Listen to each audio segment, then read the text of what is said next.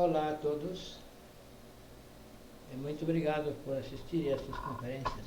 Todos bem-vindos a mais um tema do curso de conhecimento de si mesmo. Este curso nós passamos nas terças e quintas-feiras, ao vivo por estas páginas, às 20 horas e 30 minutos. As conferências permanecem gravadas e todos podem acessar a qualquer momento. Hoje nós vamos abordar o tema número 23 do temário de fase A, porque são duas fases. Fase A com 50 temas e mais 25 na fase B. O tema número 23 trata do fanatismo e a mitomania. Fanatismo e mitomania são dois defeitos que todos temos. É bom recordar que neste curso nós aprendemos a eliminar os defeitos. E o defeito do fanatismo e da mitomania são dois defeitos que todos temos e é necessário observar e trabalhar. Então, o fanatismo,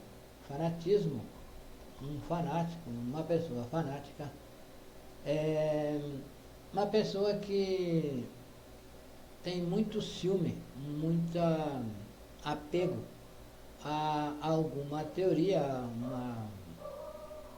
uma religião, um time de futebol, a política. O fanático, então, tem muito ciúme, não se pode contrariar. Se contrariou, ele se revolta. Então, o fanatismo é um problema e que cada um de nós deve resolver com o trabalho que aqui se aprende.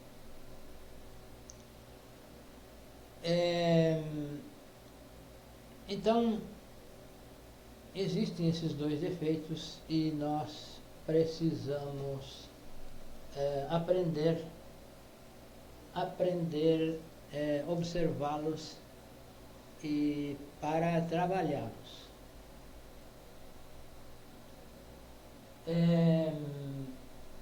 Então,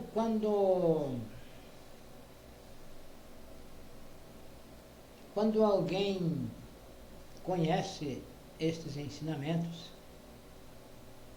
se abrem duas oportunidades, dois caminhos: o caminho do crente e o caminho do prático. O crente se contenta em crer, acreditar no que se diz aqui, no que se lê, no que se ouve. E então não pratica. Então esse já é um fanático.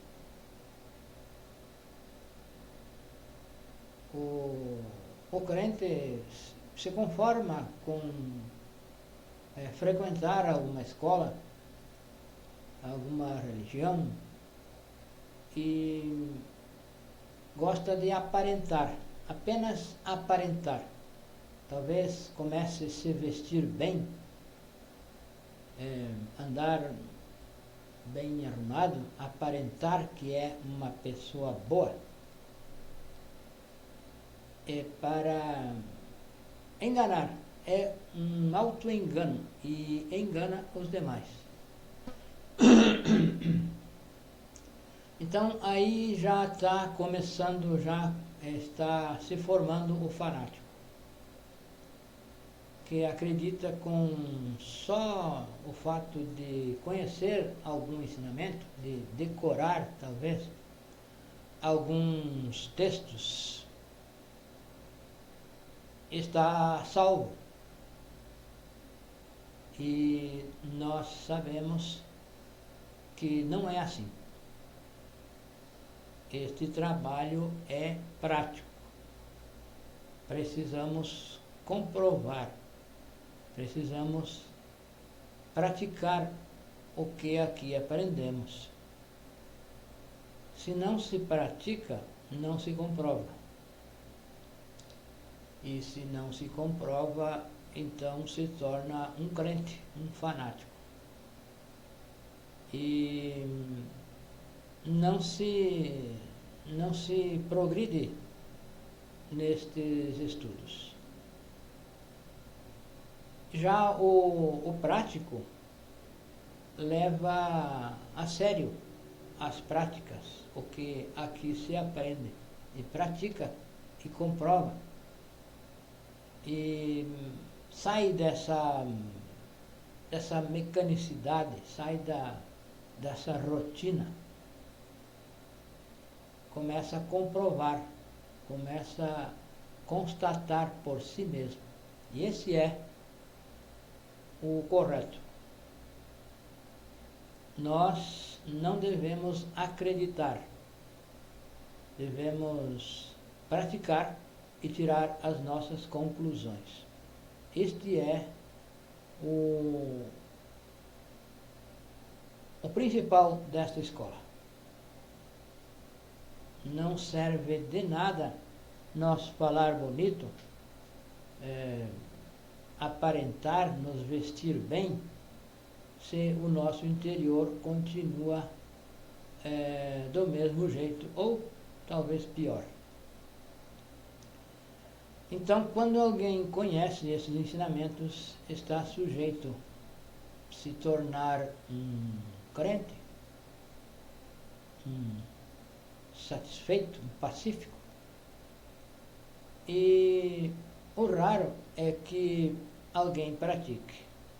É muito difícil que alguém realmente pratique.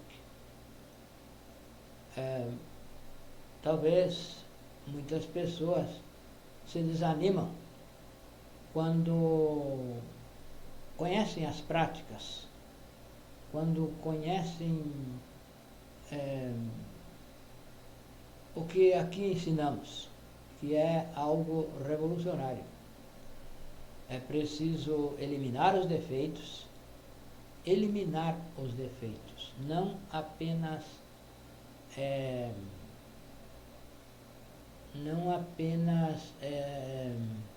sufocá-los, evitar que eles se expressem. Através de alguma disciplina, talvez, alguns cuidados, não basta. O que se requer estes ensinamentos para que nós nos tornemos práticos é praticar. Então, nos ensina a nos auto-observar, observar o que pensamos, o que sentimos, por que pensamos, por que sentimos, o que nós desejamos, por que desejamos, o que falamos, por que falamos, o que fazemos, por que fazemos. Precisamos ser práticos e investigativos. Investigar no nosso interior o que está acontecendo e por que está acontecendo. E ao fazer isso, nós vamos constatar, vamos nos dar conta que isso tem origem em um ou outro defeito psicológico. Então,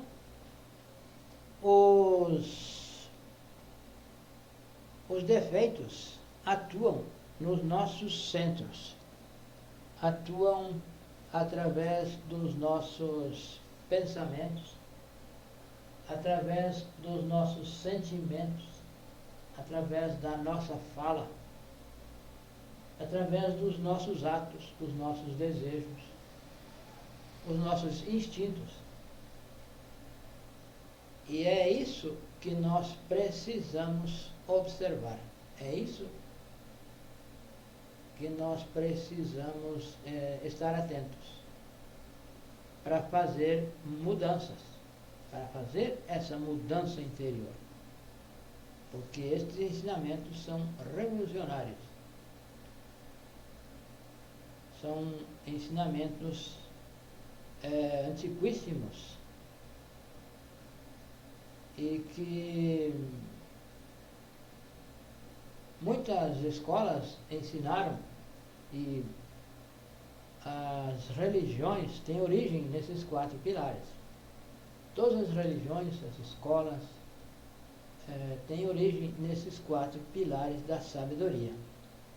O que acontece é que, com o passar do tempo, isso foi perdendo a pureza, foi se degenerando, foi cada vez se retirando os ensinamentos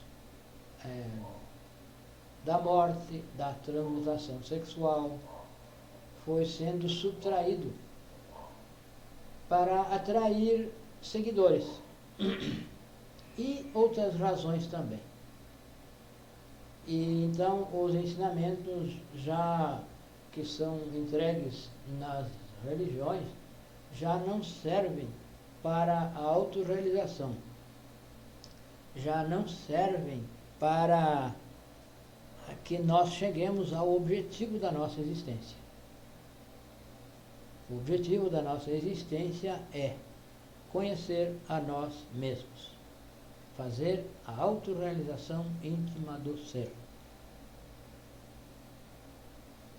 Conhecer a si mesmo.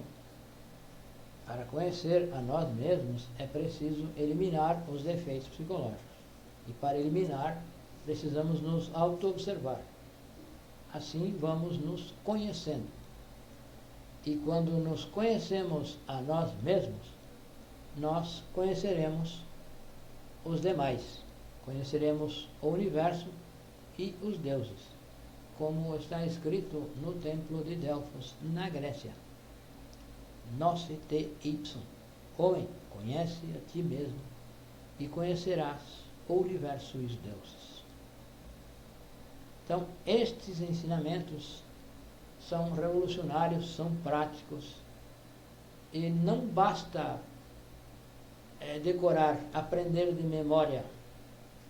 Não basta, não serve, na verdade, não serve para nada. O que serve é praticar, fazer a auto-observação e descobrir a origem do que acontece no nosso interior, nos nossos pensamentos, nos nossos sentimentos, na nossa fala. Por que falamos algo? Por que fazemos algo? Por que não fazemos algo? Por que não falamos o que queremos falar? Muitas vezes nós queremos dizer alguma coisa e nos seguramos, não dizemos. Então precisamos saber por quê. Precisamos saber a razão desse freio que nós pomos na nossa língua. Então, quando alguém conhece esses ensinamentos, tem essas duas possibilidades. Ou se torna um crente e posteriormente um fanático, ou então pratica e consegue os resultados, as comprovações e tudo mais. E isso é um trabalho lento, não é do dia para a noite. Já o fanático, é do dia para a noite. Ele acredita que com ler, saber intelectualmente algumas coisas, ele já está transcendido, já está salvo e quer aparentar isso, quer falar, exteriorizar isso para outras pessoas, para enganar, para conseguir seguidores. E então, o fanatismo é um obstáculo. É um obstáculo intransponível, que um fanático que não se dê conta que está no fanatismo não progride, fica dando voltas e procura amedrontar as outras pessoas. Critica aquele que quer praticar, e critica, e põe defeitos, põe desculpas, porque não vê em si o defeito, não vê, não sente, não percebe que está atuando com o eu do fanatismo. Então, isso é um obstáculo. Quando nós acreditamos que estamos bem, nós não trabalhamos, não fazemos nada para melhorar. E aí é porque estamos mal. E quando alguém acredita, quando alguém sente que está mal, aí é que está indo melhor. Porque está percebendo que está mal. Porém, quem pensa que está bem, pensa que vai bem, é porque não vai, porque não vê. Está no auto-engano. Está no auto-engano. Então, estes estudos realmente são práticos e não cabe nada que não seja a comprovação. Se não se comprova, não estamos fazendo nada. Não há progresso. Então, isso que causa esse fanatismo é um falso sentimento do eu, do ego. Que nós temos o ego, e esse ego nos coloca um falso sentimento, faz-nos sentir que estamos bem. E, na verdade, estamos mal. Então, o fanatismo cega. Ele não deixa ver, nos deixa ver os nossos erros. Porque se acredita que já está bem, que já está transcendido. Então, é o intelecto, apenas intelectualmente. O fanático não se desenvolve internamente porque não pratica, se desenvolve apenas intelectualmente. Procura palavras requintadas, rebuscadas, para aparentar, para enganar os outros, para parecer que sabe. E para se ter êxito nesses estudos, neste caminho, não é necessário ser uma pessoa intelectual. Não é necessário que tenha grandes estudos. Diga-se de passagem,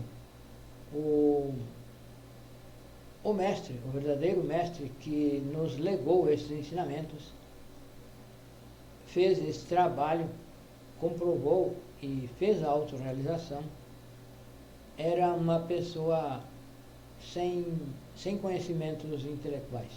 Na verdade, semi-analfabeto. Então, isso nos anima e nos comprova de que não é necessário ser intelectual. Basta praticar. Se nós praticarmos,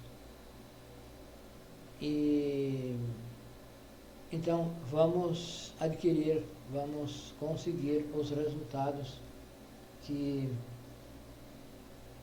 são possíveis. Todos somos capazes de fazer este trabalho. Porém, é preciso levar à prática. Estudar os documentos que nós enviamos com atenção, com dedicação e praticar. Como, por exemplo, a prática de desdobramento astral, a prática de morte psicológica. Temos uma prática que se faz uma reflexão, uma morte reflexiva, onde nós vamos fazer uma retrospectiva do que aconteceu durante o dia, dos acontecimentos que nós participamos durante o dia, e vamos recordar,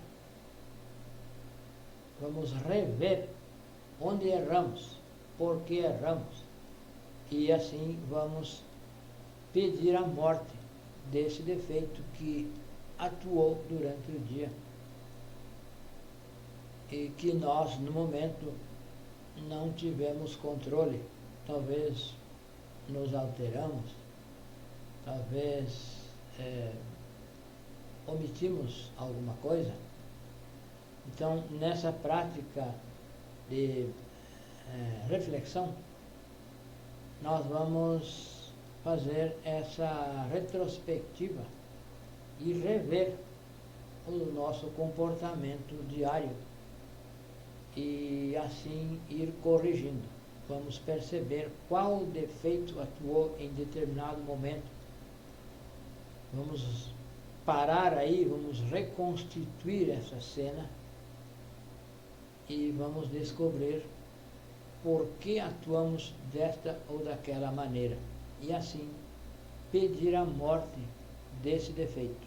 A nossa Mãe Divina é a nossa parte, é a parte do nosso ser que é encarregada de fazer o trabalho de morte. Porém, nós precisamos reconhecer esse erro, precisamos nos render, aceitar que erramos e pedir à Mãe Divina, nos arrepender de ter errado e pedir à Mãe Divina que elimine esse defeito.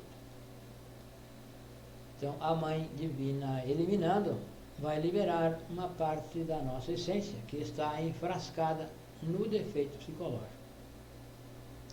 Então, a essência enfrascada no defeito psicológico está adormecida. Está, na verdade, a humanidade, estamos em estado de coma. Estamos em um coma profundo. Estamos fascinados com as coisas, fascinados com a tecnologia, com a possibilidade de ganhar dinheiro, a possibilidade de adquirir algumas coisas, a possibilidade de desenvolver-se intelectualmente. Então, isso fascina e adormece mais e mais a nossa consciência. Então, a consciência está em estado de coma. Então, para sair desse estado, é preciso que se faça um grande esforço, um esforço consciente, um esforço voluntário. Ou então, se continua adormecendo cada vez mais. Então, este ensinamento, estes estudos, este curso, nos ensina a prática, e é preciso praticar. Se nós não praticamos, nós nos tornamos um crente, um fanático, e mais tarde, talvez um mitômano. Porque o mitômano é outro defeito psicológico da mitomania, que quer seguidores. Então, aparenta, fala com muita eloquência e quer seguidores. E os seus seguidores serão fanáticos. Os fanáticos precisam de alguém para seguir, precisam de mestres. E os mitômanos precisam de seguidores, querem seguidores. E então encontram os seguidores e isso alimenta esse eu da mitomania. Robustece mais e mais o eu da mitomania, a mania de grandeza. A pessoa acredita que é alguma coisa, que é uma grande, que é um mestre, que é um sábio, que é alguém que está encarregado de levar essa pessoa, essas multidões aos céus. Então, o mitômano acredita que é um Deus, que é um mestre. Porém, isso é só um engano, um falso sentimento do seu próprio eu, um delírio que lhe faz pensar que é alguém, um mestre, que ele é um transcendido. E então arrasta multidões. Existem casos que muitos de nós conhecem, de mitômanos que carregam multidões com seu carisma. Tem um certo carisma, porém isso tem origem nos defeitos psicológicos. Não é algo da essência, não é da consciência. Então, um mitômano é como um muro sem alicerce, não tem base. O mitômano se desmorona com poucos questionamentos. Ele se desmorona porque não tem base, não comprova. Ele fala de coisas que não conhece, coisas que ignora. Então, não tem base, então é falso, é um conhecimento falso.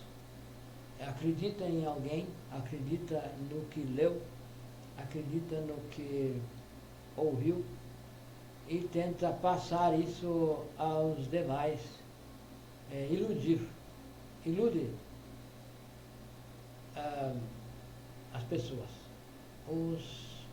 os fracos, aqueles que não praticam, se tornam apenas crentes. Então, os mitômanos vão arrebatar essas pessoas para segui-los.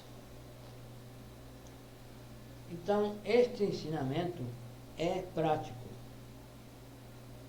não é um ensinamento intelectual.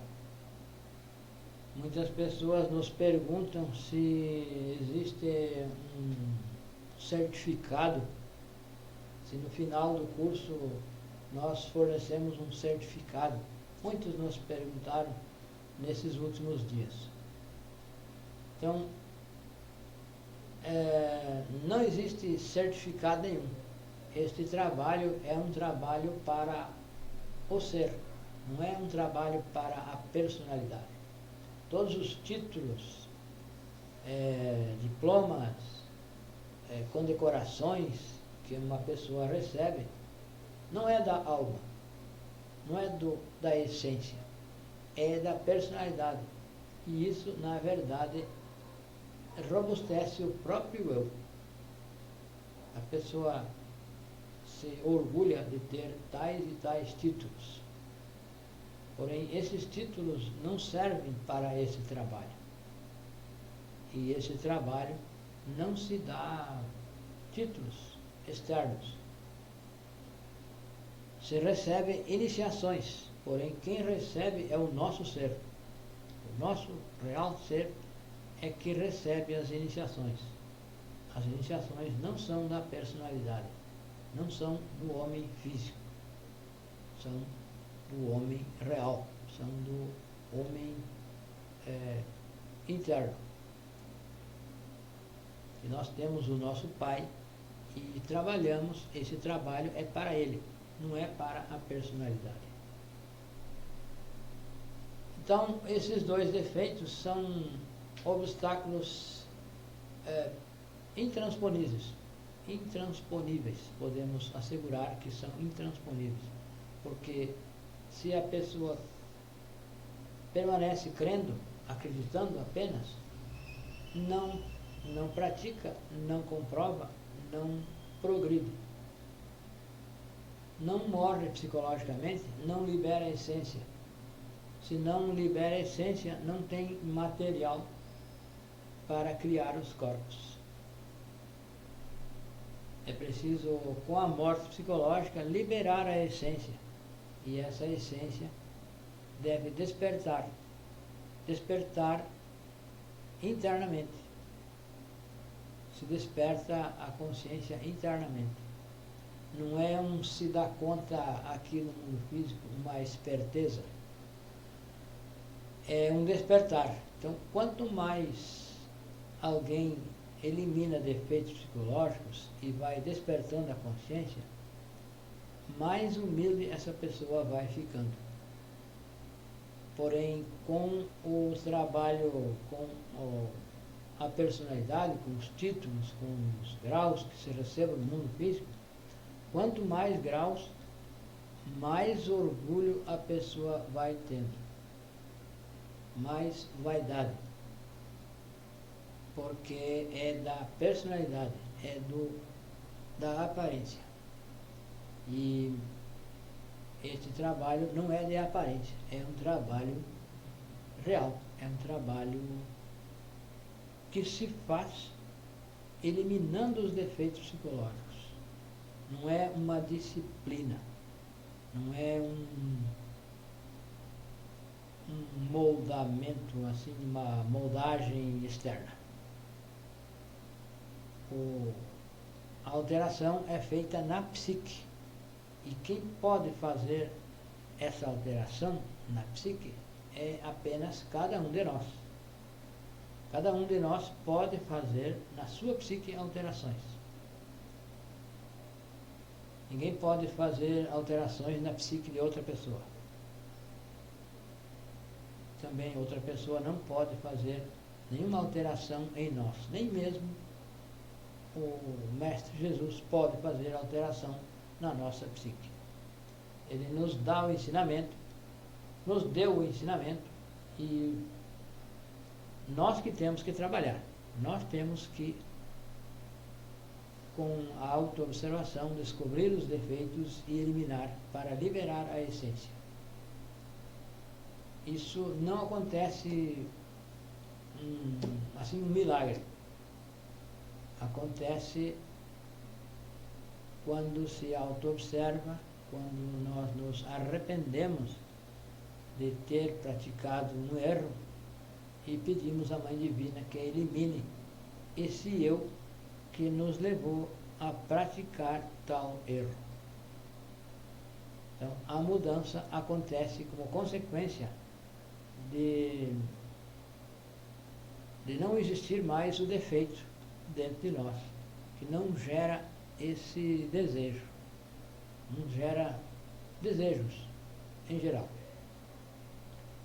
não gera pensamentos maus, não gera sentimentos de ciúme, de inveja, de orgulho, porque não existe o defeito, não está lá mais. Ele foi desintegrado e a essência liberada. Então, acontece a mudança. Se nós eliminamos o defeito do orgulho, vai então surgir a virtude da humildade. Não é possível surgir a humildade enquanto se tem orgulho. É preciso eliminar o defeito do orgulho que enfrasca a nossa essência para que então surja a humildade. As virtudes são exatamente o contrário dos defeitos. E só as virtudes se expressam com a eliminação dos defeitos psicológicos. Então, este trabalho, este ensinamento que é passado neste curso, tem o objetivo de nos levar à autorrealização íntima do ser, que é o objetivo da nossa existência. É o objetivo da nossa vida. Nós viemos ao mundo para fazer isso. Porém, nós atrapalhamos, nos enrolamos, nos fascinamos com algumas coisas, ou com muitas coisas, e nos esquecemos disso. A nossa essência adormeceu e nós nos esquecemos desse objetivo que viemos fazer. Então, é para isso que aparecem, que surgem os mestres. De quando em quando surge um mestre que vem para nos recordar o nosso objetivo da existência.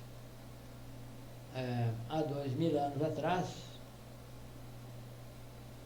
veio então o Mestre Jesus, que esclareceu tudo, reorganizou o ensinamento. Ele ensinou negar a si mesmo, pegar a sua cruz e segui-lo. Negar a si mesmo é negar os defeitos psicológicos. Pegar a cruz é trabalhar com as energias sexuais de forma positiva, sem fornicação. Trabalhar com castidade. E segui-lo é entregar o ensinamento gratuitamente, sem cobrar nada, e entregar o ensinamento puro, sem aumentar e não diminuir. Entregar o que é para entregar. Então, quem organizou esses ensinamentos é um mestre que fez uma síntese de tudo o que é necessário para que uma pessoa chegue ao objetivo da existência, fez um resumo e nos entregou, nos legou. Não foi ninguém intelectual que, assim, ao seu gosto, criou este temário, estas práticas. Isso foi organizado por mestres verdadeiros, por alguém que fez esse trabalho, que eliminou todos os seus defeitos psicológicos, nasceu internamente, nasceu espiritualmente, despertou a consciência e então está apto a nos ensinar a fazer o que ele fez. Porque ele tem a experiência, ele fez, então pode nos ensinar como fazer. Então, esse temário são as pistas, são o esboço do caminho. Porém, nós temos que trilhar esse caminho com a prática, e não apenas intelectualmente. Então, se nós não praticamos, nós vamos nos tornar um fanático, um mitômano, e isso não serve para nada, não serve para nada. Serve para o mal, porque cada vez adormece mais a consciência. Com o fanatismo, com a mitomania, se adormece a consciência. Na verdade, está em estado de coma, como nós já dissemos. Então, nós temos documentos em PDF que podemos enviar pelo WhatsApp. Também podemos enviar através das mensagens pela página. Porém, se a pessoa quiser interagir conosco, pode participar do grupo do WhatsApp, que vão encontrar um link na descrição do vídeo, e podem ingressar nesse grupo e interagir conosco, e nós enviamos alguns PDFs. Não são livros, porque os livros têm muitos conteúdos. Então, os mestres fizeram a síntese e nos entregaram essa síntese. E é isso que nós enviamos aos estudantes, aquelas pessoas que queiram. E nós gostamos de sempre deixar o nosso contato WhatsApp aqui.